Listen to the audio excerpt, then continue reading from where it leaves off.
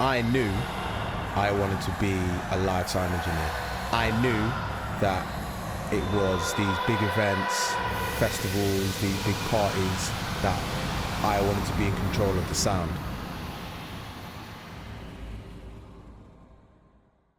But was it the gear that was going to get me there? Did I need these fancy pieces of equipment to make me a better engineer, or was there a way that I could do it and practice to be ready? What I want to show you in this video is how using Reaper to practice live mixing develops transferable skills that I can then use on a live mixing desk. Firstly, we're going to get some audio stems, download them, put them into Reaper and use it as our virtual band. Then I'm going to apply the same process I would on a mixing console inside this free DAW.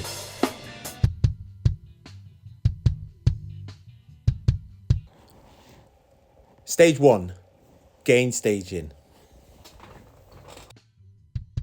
First thing I'm going to do when starting any live mix, I'm always going to gain stage. This is just me getting a decent signal coming into the channel, and then I may high pass certain channels where I know I don't need some of that low end.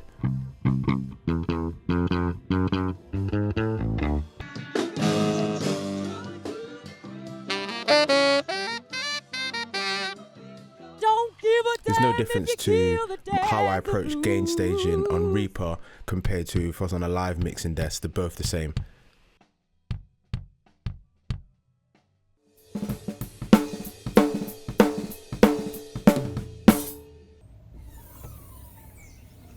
What we're going to do now is look at some gating and EQ.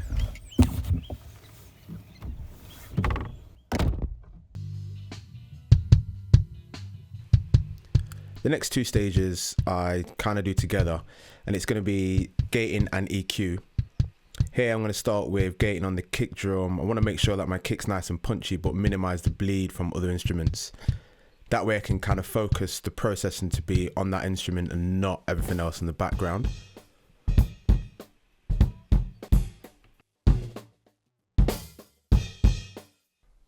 One thing I like to do once I've kind of got the gate in my sweet spot, I like to bring in the overheads just to see what the balance is like. Here I'm going to start to really carve the tone of my kick drum, and quite aggressively I'm going to scoop some low mid-range out.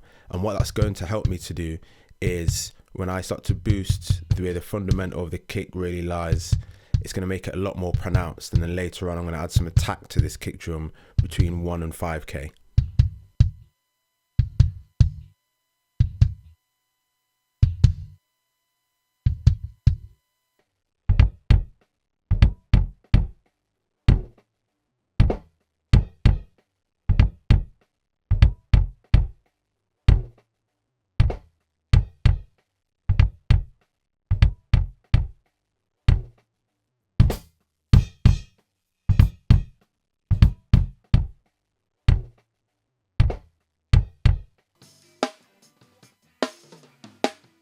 I don't always put a gate on the snare, especially if I don't have triggers. If the drummer's playing something quite intricate or some ghost notes, sometimes I might lose that in the mix. But what I am doing here is adding a lot of low end on my snare drum. I'm trying to build a solid drum mix here, so the snare needed a bit more body, and then I'm going to add a little bit of attack to the snare too.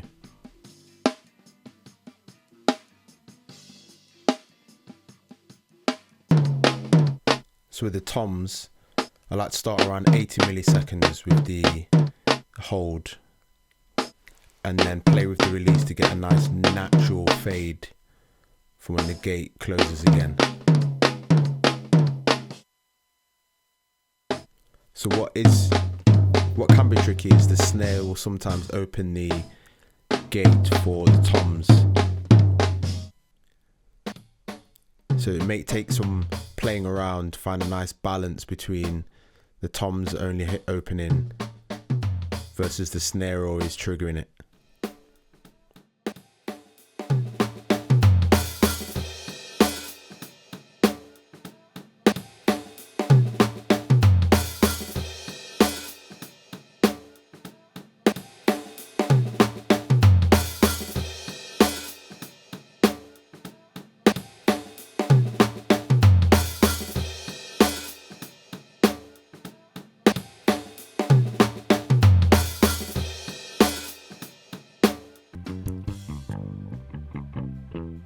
So here on bass, I've got 2 channels, and I'm just going to compare the two, and I'm listening to the 2 different tones, and that's going to determine how I'm going to EQ them differently so that they complement each other.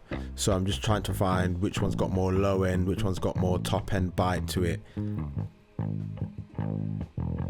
then I'm going to use the EQ to carve out some space for both of them to sit together.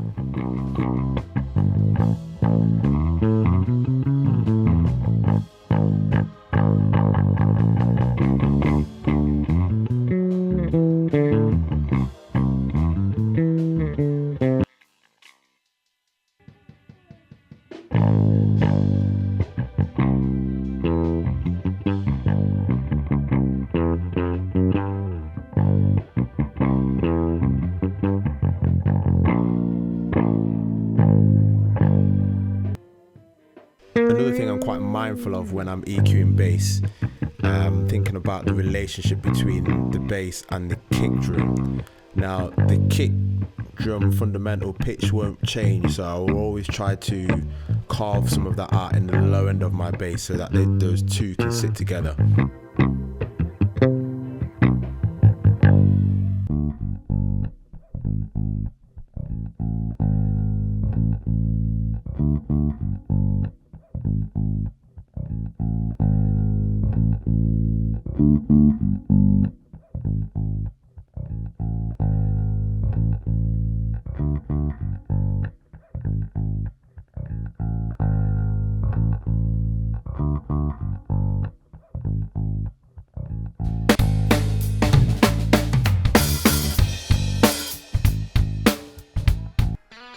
Now, mixing is really about creating space for things to sit, and here on the guitar I've not really done too much EQ, but what I'm going to do is carve some space out for my vocal. So between 1 and 3K, there's quite a lot of presence on this guitar, so I'm just going to pull some of that out. And similar to the keyboard sounds, what I'm going to do something similar and take out between 1 and 3K presence, but I'm also going to pan that so it's just slightly out the way of my vocal.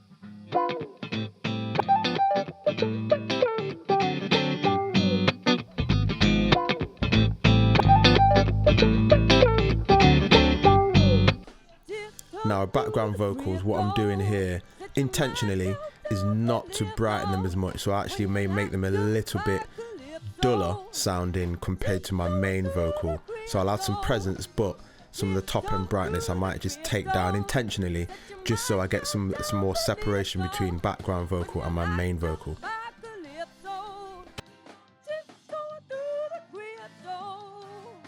I've done my fair share of wrong.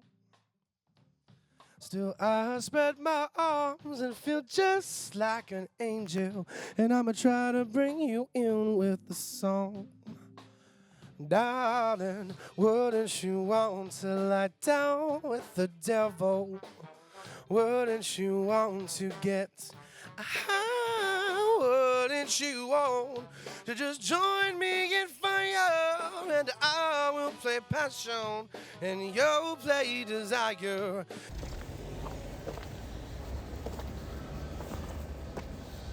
Let's look at compression.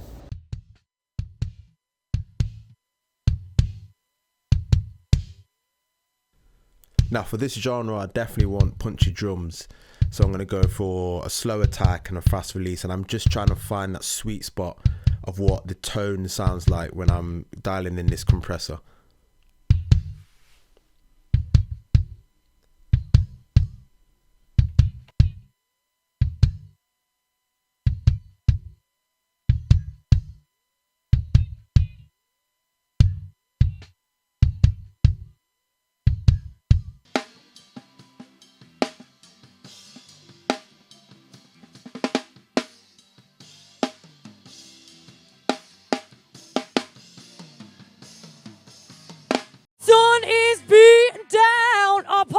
shoulders. So this performer's range goes from soft to quite aggressive. So I'm just trying to match that with a high ratio on my compressor. Now what I'm listening for is when the compressor really grabs some of the louder parts. What does that sound like? Is it crushing it too much? I still want it to sound natural, but I want the compressor still to work. You gotta tiptoe through the crypto. Set your mind count down for lift off. Now when you're locked up by calypso, keep on tiptoeing through the crypto.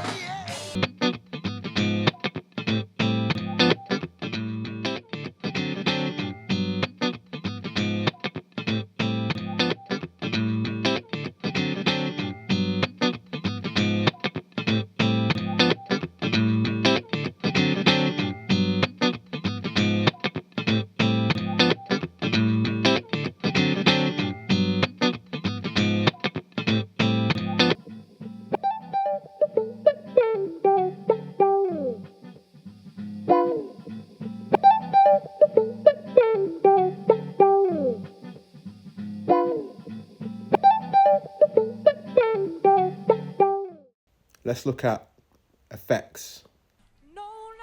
So now we're going to add some effects to add some depth to the mix. And on the vocal, I'm going to add some reverb. And what I'm going to play around here is with the pre-delay, because we've done all that carving of EQ and creating space for our main vocal to sit right in the front of our mix. We then don't want to push it back too far with reverb. You gotta tiptoe through the crypto.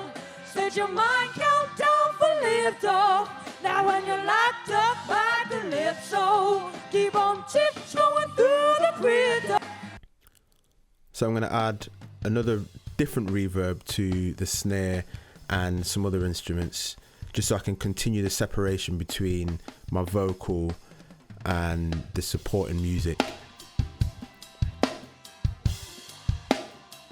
Maybe I've strayed too far from home, but all I wanna do is just show you the guidance, baby.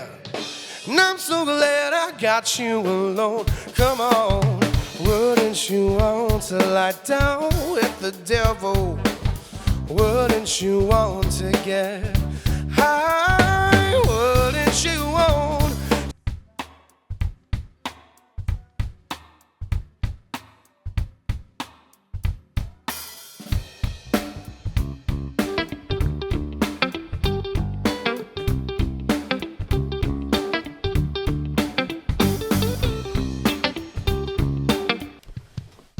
So now I've added some depth to our mix with reverb. What I'm going to do here is use parallel compression and bring in some transient information and some punch to certain instruments in the mix. I like to use it on snares, sometimes toms, but you could use it on vocals, bass, anything where you want to add some more transient enhancement to the mix. Parallel compression is a good effect to use.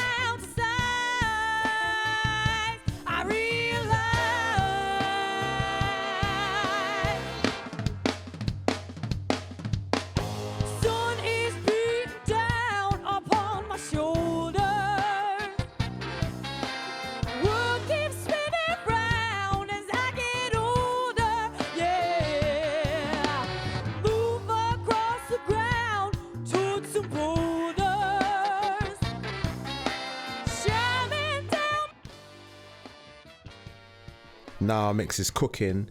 We've added some EQ, we've added some depth, and we've added some transient information back into the mix. What we can do now is get a good balance of all the faders. I see this life flash before my eyes. A million suns tend to hypnotize, yeah. Cactus make me crazy, I realize. Growing help to shrink. And this is my approach to how I practice mixing, from using a free DAW to then transfer those skills over to a live mixing desk.